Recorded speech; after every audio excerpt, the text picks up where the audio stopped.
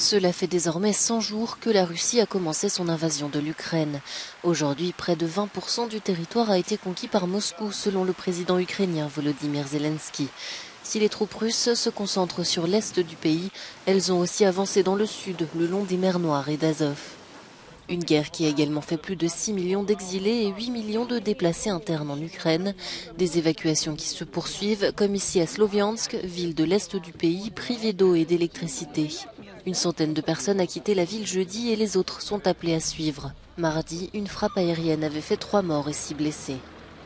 Lors d'une visite à Washington, le secrétaire général de l'OTAN, Jens Stoltenberg, a estimé que les pays occidentaux doivent se préparer à une guerre d'usure.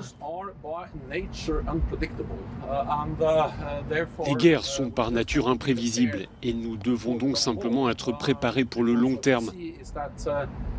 Car ce que nous voyons, c'est que cette guerre est maintenant devenue une guerre d'usure, où les Ukrainiens payent un prix élevé pour avoir défendu leur propre pays sur le champ de bataille.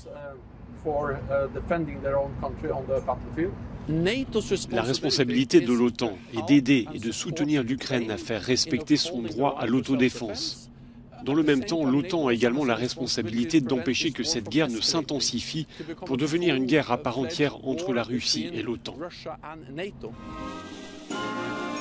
Volodymyr Zelensky s'est lui réjoui du retour progressif des ambassades à Kiev, un temps déplacées à Lviv ou ailleurs.